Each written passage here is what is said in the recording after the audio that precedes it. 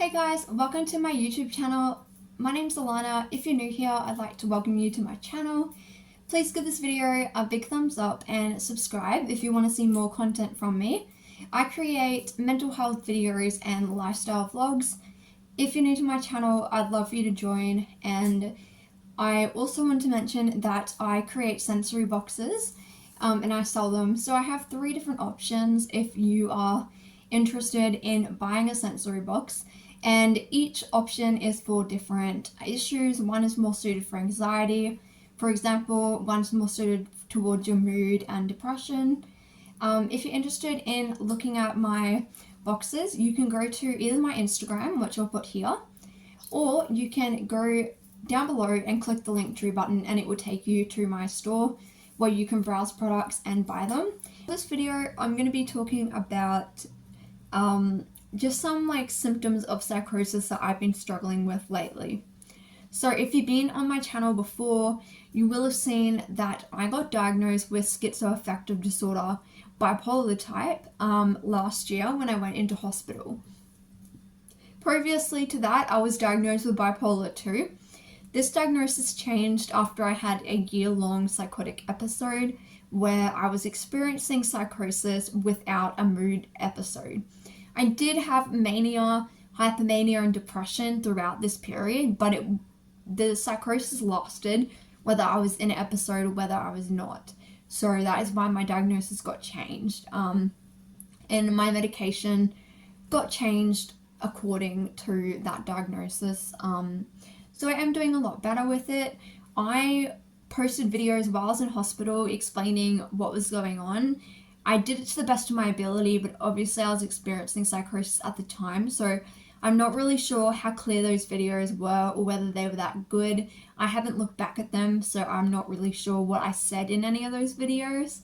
But today I'm just going to be doing a short video explaining where I kind of am at the moment and what type of symptoms I still do struggle with. So I am currently on quite a few psychiatric medications. Basically one from every class. So I'm on a antipsychotic, a mood stabilizer, 2 antidepressants, and I'm also on propranolol and diazepam, which diazepam is a benzodiazepine. So those are the medications that I take. So I'm no longer getting hallucinations all the time. I do get a few occasionally here and there, but it's not like a constant thing anymore, and it's not really impacting my life in that much of a grand scheme of things.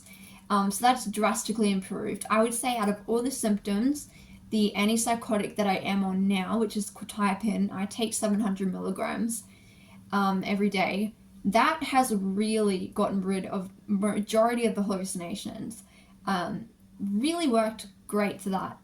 But I still do struggle with the other symptoms of schizoaffective disorder. So, for example, I struggle still with quite bad paranoia about other people, mainly. It's mainly to do with other people's intentions, and I often question a bit too much people's intentions and why they did what they did. I do still get very paranoid when I go out on my own, which I don't go out on my own very often. Usually I go out with my mom. But if I do have to go on my own, I generally do get quite paranoid about being on my own, because I do think that people are following me or out to get me still. The other thing that I've really been struggling with, and I'm not sure whether this is also to do with my physical health, because my physical health has been on a decline for a while, and I'm currently waiting on specialist appointments to figure out what's going on, but I have been having the worst brain fog ever. And I don't know whether it's a combination of my physical health being really bad and my mental health, or the meds I'm on. But yeah, brain fog has been at its worst. I feel like I am wading through mud trying to get my thoughts together. And I just can't, my thoughts are very all over the place, scattered thoughts. That's been really bad. Just really hard to kind of put things into chronological order, and things like organization, that hasn't been great. I generally write lists for everything. So I write lists of what I need to film, or like dot points on my assignments, like for my course that I'm doing. Or I generally try to organize myself, and I have like a diary app on my phone. Normally I have an actual physical diary, but I haven't been to the shops to actually buy one yet. But I do try to keep everything organized, but I still have been really struggling to figure out what day it is during the week, to figure out when I have things on, because I've had like a lot of appointments recently and just a lot of medical stuff going on. So it's been very hard for me to try to figure out what I'm doing in the week. And I've been trying to keep myself organized, but my brain's just very all over the place. So that's the other thing that's been affecting me. And then there's like the delusions. So I'm no longer having like major delusions where, you know, I'm telling people that like for instance, I was telling everyone for a long time that the government was spying on me through the TV. And so I was putting paper up in hospital. I'd put paper all over the TV. And when I was at home, I was covering the TV with a blanket. I no longer believe the government is spying on me through the TV, but I still do believe that people are reading my mind and that they're just lying to me, and I do still believe that my thoughts are causing events to happen. So I get very paranoid when I think of certain things, or if I have a random thought pop up, because I get very paranoid then it's going to happen. And these are delusions that I've had for a very long time. These are not new. I've had these delusions since I was around, I think, 19. So they're nothing new. They're beliefs that I've had for a long time. You may be wondering, well, you're calling them a delusion. You should know then that they're not real. The only reason I'm calling it a delusion is because people have told me it's a delusion, but I don't feel like it's a delusion. There's still things that I deal with, I think about all the time. They stress me out, make me paranoid, you know, etc. So that's just something that I do deal with. And the other thing that I do still kind of struggle with is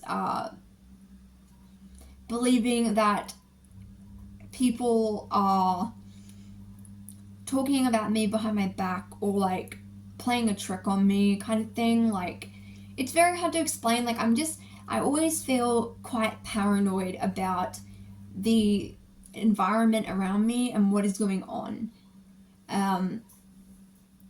So I don't know if that really makes sense. It's a little bit hard to explain. But yeah, there is other symptoms that I do still struggle with. I would say, like, my medication does help a lot, but it doesn't get rid of all the symptoms. That is how my schizoaffective disorder has been affecting me lately. My medication does help with a lot of these symptoms, but I still do get these breakthrough symptoms, which can obviously pop up during the day, and I do struggle with on a daily basis. But for the most part, it is quite controlled by my meds. These are just symptoms that the medication hasn't really taken away completely, which I'm pretty fine with that. I mean, I can kind of live with these things. They do impact my life, but not to the extent of how unwell I was before. So I'm very grateful for where I am at the moment when it comes to this disorder. And I think it is quite well managed by my medication.